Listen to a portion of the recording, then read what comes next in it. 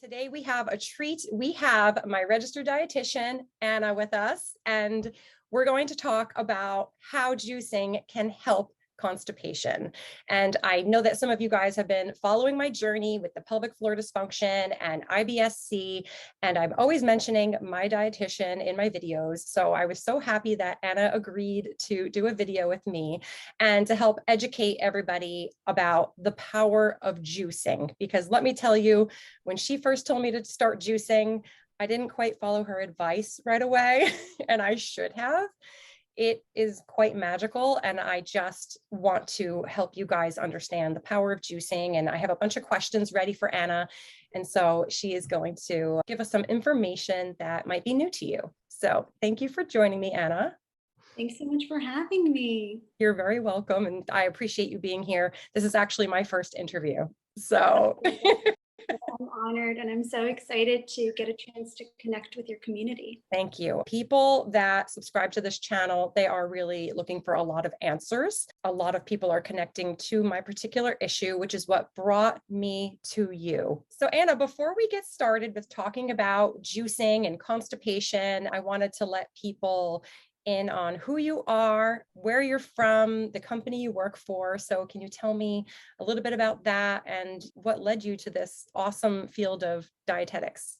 So I work for a great group practice called Riverfront Nutrition Associates out in New Jersey. We have several locations, and we meet with patients either in person or virtually. And I entered the field, honestly, because when I went to college, I started to realize that there were so many people truly just not knowing how to nourish themselves, and seeing how it even impacted their ability to focus, to just feel their best, look their best. And I happened to just grow up in a very health conscious household. Okay. So for me, I just assumed a lot of people were like me. And really only in college did I really start to see that was kind of like not the norm. And then I learned that where I went to school, we had a really great didactic program. So I decided to jump in, and honestly, I started to then slowly just find my passions within the field. So first it was actually very broad, where it was just, I want people to be healthy. I want to help people look and feel their best. Right. And so I got my bachelor's at Queens College. Then I went through the didactic program at LIU Post out on Long Island. Then as I started to work in the field, and I see patients from all walks of life, whether it's pediatrics or people with diabetes, heart disease, people wanting to lose weight, to gain weight, so many different things. Gut health was really where I kind of felt just like I just so much enjoyed my time in that space, because really, like, I know you feel relief and just amazing when your gut isn't bothering you, when you're going to the bathroom. But I honestly, I feel that joy too. And also my mom has IBS, and so I know her lifelong struggles. So I never really had the opportunity to really specialize in that. And then Monash crossed my path, the university out in Australia. And so I decided to go through their program, and like slowly things just started to fall into place. You found your way and your passions in the field. Yeah. Yeah. That's really awesome. And the fact that I could tell you truly just want to help people, which is amazing.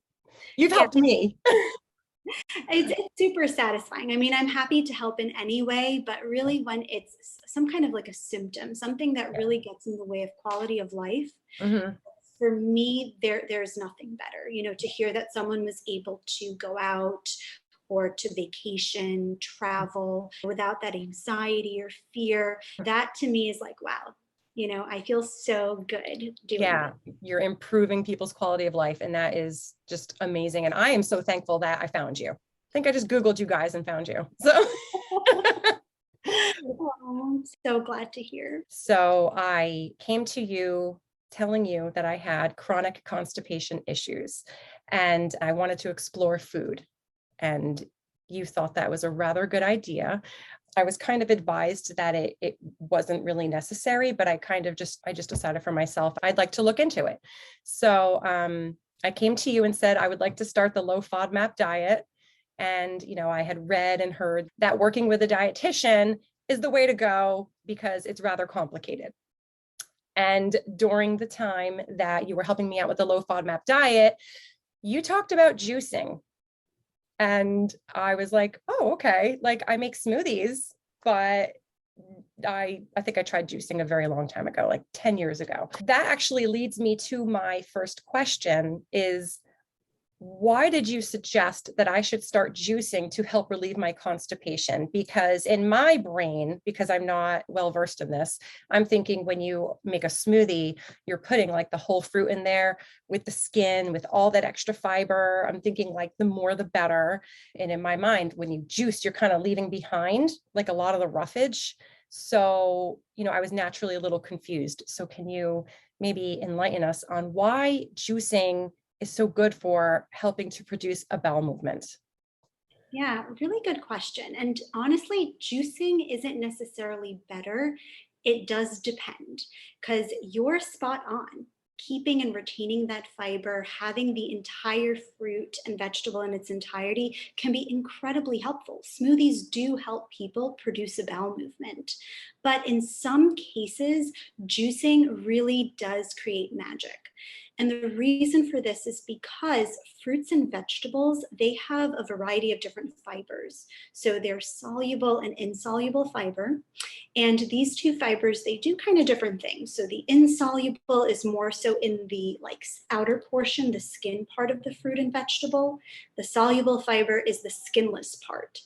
And so these fibers, what happens is that the insoluble, I kind of like to think of it as a broom. It helps move things along. It's that roughage. Soluble, on the other hand, it creates this gel-like consistency. And what it does is it helps us form the stool, but it also kind of slows things down a little bit. It slows down transit.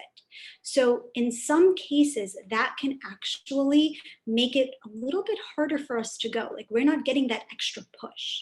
Okay. So when you're juicing, you're getting rid of the soluble fiber. I mean, technically all the fibers, most of them. But you're getting rid of this thing that kind of can put the brakes a little bit. And what's happening is you're left with a very concentrated amount of these osmotically active particles. So for example, that would be like magnesium, sugar, FODMAPs. So the FODMAP concentration, of course, depends on if it's a low FODMAP juice or if it's a one that isn't limiting the FODMAPs, the amount of fruits and veggies you're using. But pretty much what's happening is that these particles, they kind of draw in water and they actually do the opposite. They kind of push things through a lot faster. Okay, that makes sense. So that's why it's just the concentration of that without any type of pause from the fiber. But I do just want to emphasize that fiber is at the top of the list. When you think about, producing a bowel movement, being able to go alleviating constipation, right. Even in the person where juicing is helpful, they still need to make sure that they are meeting their fiber goals because it is very, very important in making sure we're regular, but it also just has so many other health benefits too. So we're not discounting the fiber, but just in some cases, the juicing can be helpful and necessary, but it's not really for everyone. But sometimes, it can do wonders. Yeah. So I might as well tell everyone my experience with this. Okay. I don't know if you remember what I told you because it's a little while ago, but you told me to juice. I said I didn't have a juicer, but I could, what did you say? I could put it in the blender and then strain it. Yep. Right. I was like, I ain't doing that. So I just didn't get to juicing. And then eventually I was like, I have to do this. Like, why am I not listening to her? Sometimes we have to be told to do things more than once. So I grabbed a juicer off Amazon and I got to juicing and I made one on, it was like 6 o'clock at night. I drank it and 16 hours later, I pooped. I went to the bathroom and it was this is really weird to talk about this, but that's what we talk about in these videos. But I did have a bowel movement, and it was probably the greatest bowel movement I had had in years. So you could imagine the excitement that was happening inside of me. It worked. Okay.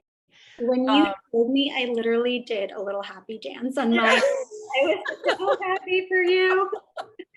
There's nothing more satisfying than a good poop. Seriously, I'm like, this is my life. Like, this is what excites me.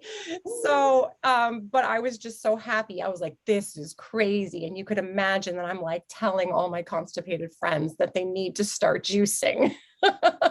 And that actually led me to contacting someone I know, and now they're working with you too. I was like, you got to call Anna.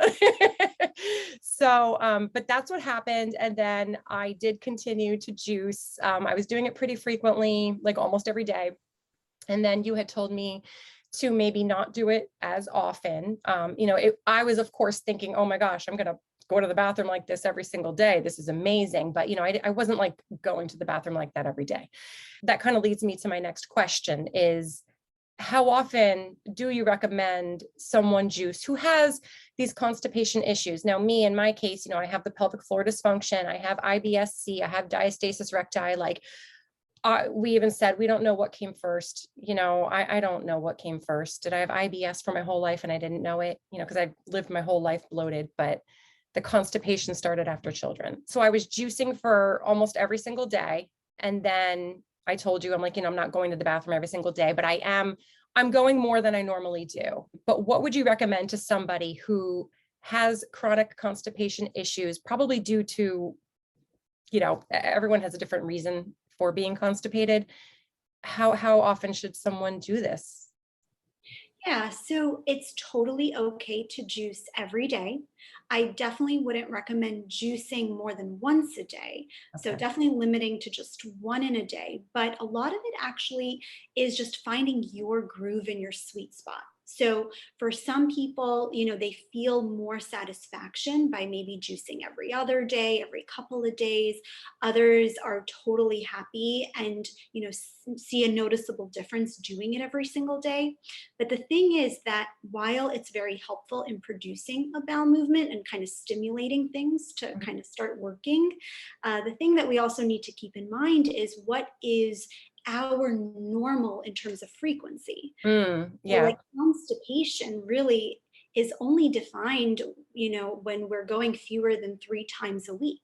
So it could be perfectly normal to also just not go every single day. So it doesn't mean that the juice isn't necessarily effective. It could just be that your body just also doesn't really need to go that often. Yeah, that makes total sense. Like, I don't even know what normal would be like for me at this point. Mhm. Anything would be great. But Yeah. So I I'm know. like at first, we celebrate even the small wins. Yeah. Once a week, having a really good poop is great, Yeah, right? seriously.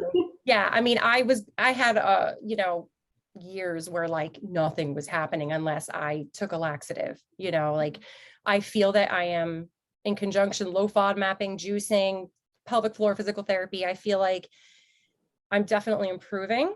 Is it what it used to be before kids? No, it's not, but I'm going in the right direction. So Mhm. I'm happy about that. And Mhm. I'm juicing. Like, I even have my juice here now. It's so refreshing too.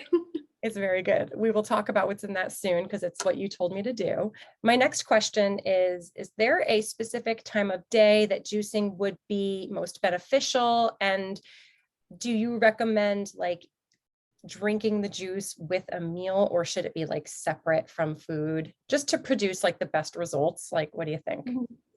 Yeah, I always like to think about how can I make something most effective, right? What could we couple it with so that we increase our chances of it working? Juicing on its own, just based on what we're drinking, is helpful. But I often like to recommend someone do it first thing in the morning Yeah. or when they first wake up. So if someone is like a night shift worker, so for them, they might be waking up at a different time. But the reason for that is because when we wake up, our colonic motor activity is the strongest. So that is when naturally we have more of that urge, that ability, that desire to want to go and to be successful at it. So I figure, why not marry the two together? Yeah, You that know, that makes perfect sense. I feel like they say when you wake up in the morning, like you should have some sit time in the Mhm. bathroom, right? Mhm. Like schedule, if you're having issues going to the bathroom, schedule yourself that you're going to be in there for 10 minutes, like Well, on the pot, waiting for magic to happen. yeah. And a lot of it has to do with just our central nervous system, kind of how we're wired, taking into account our circadian rhythm. Mhm. There's so many different things happening where our body is sometimes just a little bit more active, a little bit more at rest. So whenever it is that you wake up, for most people, I'd say it's probably mornings, that would Right. be prime time. Okay. Oh, that's great because I have not been doing this in the morning because naturally my mornings are go, go, go. But you Mhm. can bet I will start doing it in the morning now. Now that you just said that, because we didn't talk about time of day before. So I'm gonna start doing that. You're such a great example then, because it still works no Yeah. matter when you do it. It's Sure. just that you might find it works perhaps a little bit better if you do it when you first wake up. Yeah. And definitely, I mean, you don't want to be stressed. It Right. is good to try to do it when you have some time Yeah. to even like allow your body to ease into that. Uh, Mhm. I would say if you are having one particular rushed morning, go, go, go after the kids, maybe not that morning. I don't know if you'll be able to do anything about it. Right. Um, But I'll make time. I'll make time. yeah. No, good, good. The That's most important thing.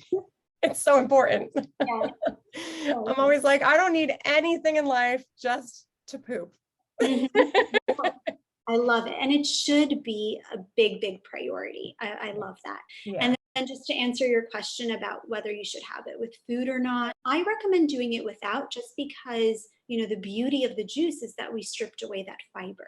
Mhm. And if you have a meal, ideally, I actually would love for there to be fiber. So then you're just going to add in the thing that we kind of consciously took out. So, really, for it to be most effective on an empty stomach, Okay. when you wake up, that would be the best thing. And then how long should I wait until I eat my first meal? Like an hour? 30 minutes to an hour, I would say. It can take upwards of an hour to work. Um, Okay.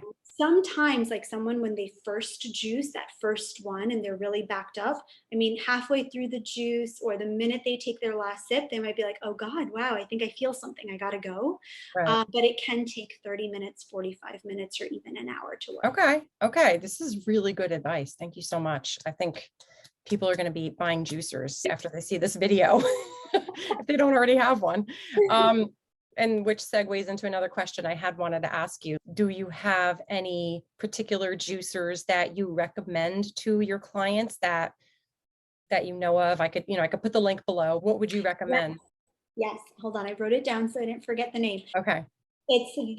So the one that I use that I'm actually really happy with, it's compact, easy to assemble, easy to clean. For me, that's very important. Mhm. I find the pulp is a bit dry, which is good, meaning it's doing a pretty good job at juicing. And that's the Breville Juice Fountain, the compact one. Uh, Okay. and it's really not crazy expensive. Oftentimes it's on sale, some kind of promo. I think I got it for like $80, which is Okay. good because some of the juicers go upwards of like 200, if not more. They do. I Mhm. had the only other juicer I ever had was like the Jack LaLanne loose juicer. I had that like years ago. This thing was a beast and it was like $300. And I'm like, did I really pay for that? I guess I did. I recently got one off Amazon. It was like $42 or something, but it's kind of breaking a little bit. Mm. So I have to, yeah. So I actually, I wanted to know what you would recommend. So thank you for that, because I'll probably pick that one up. And yeah, you'll send me the link. I'll put the link below for everybody so that they can pick that up. So thank you so much. Yeah, absolutely. Now I'm sure people want to know what kind of juice are they making, right? Like, what are we doing? And I did show everyone this beautiful green juice that I've been drinking during our chat. And maybe you could tell everyone what is in this particular juice because you gave me this recipe. You told me to make this. It is a low FODMAP juice because I'm on the low FODMAP diet. So what is in here? Yeah, so that beauty over there has cucumber, spinach, ginger, cilantro, and kiwi. The kiwi ingredient actually gives you even an added advantage because it has an enzyme in it called actinidin, which actually has a laxative-like effect. That also really helps. I did not know that. I mean, I knew it before this conversation, but when we were talking, you told me that, and you also said to try to eat 2 kiwi a day. Mhm. Not sure if you meant in addition to the juice. I've only been doing either the juice or the 2 kiwi. Perfect. Yeah, do it in addition. Okay, yeah. So for a while I was eating the kiwi like 2 a day religiously, and then when I started juicing, I would do that. I picked one or the other. Are there any other juice concoctions that you're thinking of on the top of your head for people who are either low FODMAP or not low FODMAP? I mean, I know there's so many different diets out there for people with different conditions that might cause digestive discomfort. Is there like another recipe you would recommend to somebody? I hear celery is good for, celery juice. Celery can be great, but definitely not for someone following the low FODMAP diet. Okay. It's going to just make them feel very uncomfortable and bloated and crampy. Mhm. But otherwise, yes, if you're not following a low FODMAP approach, you can absolutely juice celery. And I generally like to recommend that the juice is mostly veg with some fruit. Other great veggies would be kale. You can add citrus like lemon, carrots. Really, it doesn't matter so much which fruits or vegetables, but I will say that if you're not following a low FODMAP diet, apples are also super, super helpful. Again, if you don't need to be low FODMAP, you could do kiwi and or apple, up to you, and then just add whatever vegetables you have on hand. So Okay. this way you also don't get bored. I mean, if you like a little zing to it, then lemon helps. If you like a little kick, the ginger, is super helpful. In terms of the combination, doesn't matter so much, but by way of fruits, I'm a big fan of the kiwi and apples. Okay, awesome. Thank you. Thank you so Mhm. much. So those are all the questions I have for you. And I am so grateful that you were able to join me on here. And this is, I think you said, your first YouTube video, and this is my first interview. And I think we did a great job. And I know that the people that watch my videos that pertain to my chronic constipation issues are going to love this, and they're going to appreciate it. So I'm excited to bring this video to them. So thank you so much for your time. I appreciate it. If any of you guys want to contact Riverfront Nutrition Associates in New Jersey, I will put the link in the description box, and you can see if you'd like to set up a telehealth appointment or an in-person appointment. And maybe you'll have Anna, or they do have a whole staff full of registered dietitians as well. Anna, thank you so much for coming here and doing this with me. I know everyone's going to love this, and maybe we'll do this again sometime. So thank you so Yeah, much. thanks so much for having me. This was a lot of fun. Thank you. Bye.